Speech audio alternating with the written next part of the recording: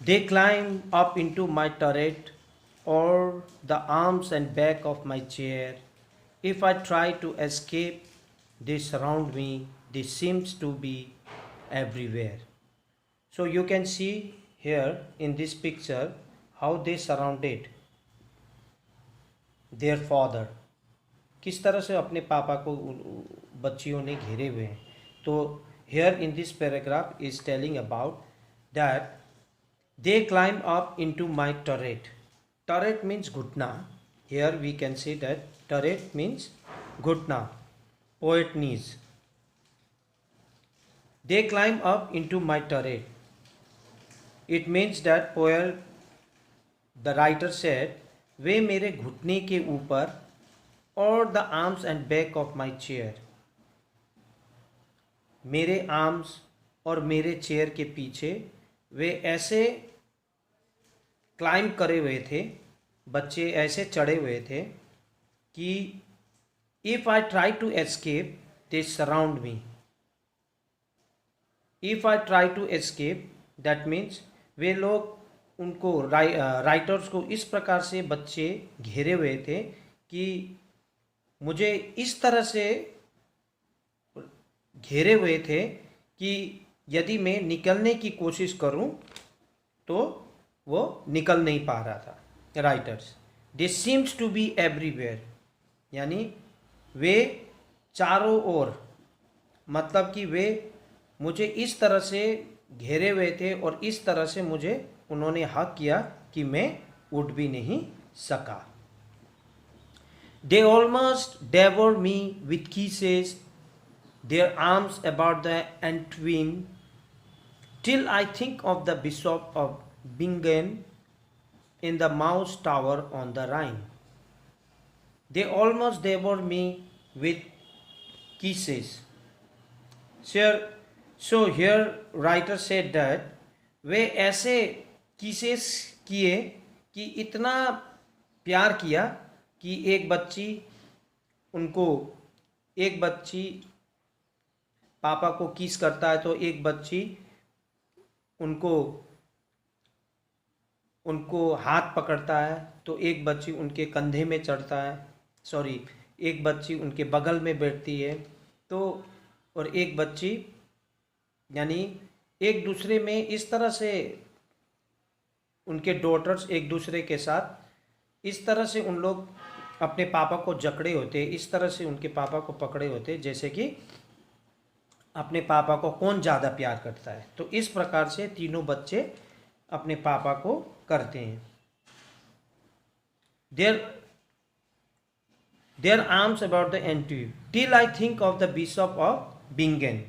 It means that जब बच्चियों ने उनको इस प्रकार से उनको पकड़ के रखा हुआ था, इस प्रकार से उनके हाथों को पकड़ा हुआ था, आर्म्स को, बाहाँ को पकड़ के रखे हुए थे कि उनको बिंगर बिशप की उन्हें याद आ गई. तो Bingen bishop in his house tower on the rhymes. और ये बिंगर बिशप क्या है? ये एक Bingen bishop is one of the fictional story. तो उनको जब बच्चों ने इस तरह से कस के पकड़ा हुआ था तो उनको एक बिशप ऑफ बिंगन की याद आ गई, जो कि एक फ्रिक्शनल स्टोरी है. In his mouse tower on the rhymes, जिसमें कि बिंगर बिशप चूहों से इस प्रकार से घिरा हुआ था कि उनको निकलने का कोई भी रास्ता नहीं था, और जिससे कि वो चूहों से बच नहीं सकता था. तो इस प्रकार से बच्चियों ने डॉटर्स ने, राइटर्स के डॉटर्स ने उनको घेर के रखा हुआ था. Just he was imaging at that time. Do you think, oh blue eye banditti, because you have scaled the walls, such an old mustache as I am is not a match for you all. So in this paragraph writer said that he said to the daughter that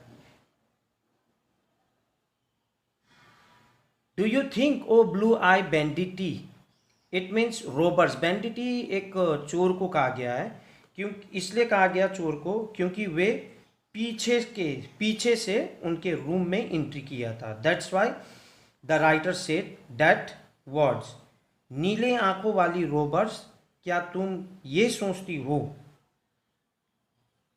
because you have scaled the walls, क्योंकि ये सोचती हो कि तुमने ये दीवार तो पार कर लिया है।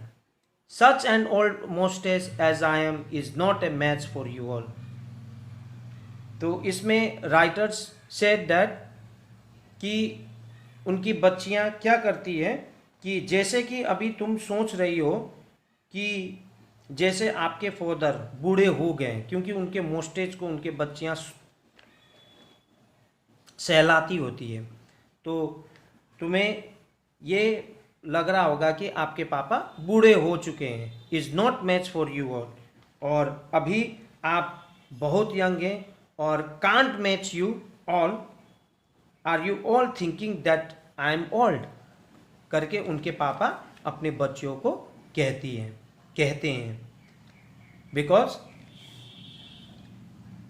दे were thinking that such an old monster as I am is not match for you all. Now writer said in this paragraph, I have you fast in my fortress and will not let you depart, but put you down into the dungeon in the round tower of my heart. I have you fast in my fortress, that means जब बच्चे चोरों की तरह पीछे के दरवाजे से जब वे लोग आए, तब उन्होंने the writer said in hilarious form that in hilarious style, हंसाने वाले तरीके से उन्होंने कहा बच्चों को, चोरों की तरह तो आ गई हो और मेरे रूम यानी किले में अब कैद हो गई हो। Fortress means Qila. I have you fast in my fortress and will not let you depart, यानी कि अब चोरों की तरह तो आ गई हो और अब इस किले, दीवार फांद कर इस किले में तो घुस गई हो, लेकिन इस किले से अब तुम्हें मैं जाने नहीं दूंगा। And will not let you depart but put your down into the dungeon in the round tower of my heart. Dungeon का मतलब होता है एक गुफा। वो गुफा क्या है बोलने से, राइटर्स का दिल, और वो दिल रूपी ऊंची ऊंची उनके जो दीवार, जो दिल के जो चारों तरफ दिल के जो ऊंचे ऊंचे दीवार है, और उनमें जो दिल रूपी जो दीवार है उनमें से मैं तुम्हें कभी जाने नहीं दूंगा। ये राइटर का बोलने का एक अंदाज है, और मैं नहीं जाने दूंगा।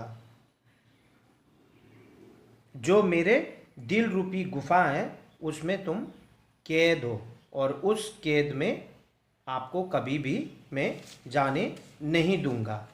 तो इसमें जो फोर्ट्रेस है, fortress is directly denoting to the hearts of writers, और जो कि अपने बच्चियों से इतना ज़्यादा वो प्यार करता है कि वो अपने दिल से अपने बच्चियों के प्यार को, उनके एहसास को, उनके प्रेम को कभी भी वो जाने नहीं देगा। वो हमेशा in his entire in his life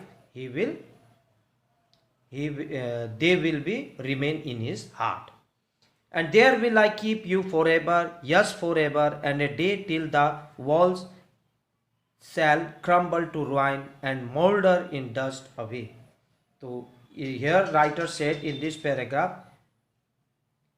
मैंने आपको हमेशा के लिए अपने दिल में, अपने forever and ever पास हमेशा के लिए रखा हूँ, और जब तक मैं ही हूँ मैं तुम्हें दिल से नहीं जाने दूंगा, और मैं कहीं जाने नहीं दूंगा। तो इसका मतलब कि writer from this last paragraph he depicted about the loves and affection, how much that the writers have about their daughters के बारे में उनको कितना उनके प्रेम है अपने बच्चों के प्रति. तो ही just showing his love and affections, and this movement that the writers feels and sharing with their daughters. और इस प्रकार से उनके बच्चे उनके दिलों में हमेशा अपने बच्चों के साथ हमेशा बरकरार रखने को वो कहता है कि आप लोग मेरे दिल में हमेशा बने रहोगे. I hope that you understood this poem and there is related homework, and do the activities. See you in the next video. Till then, goodbye.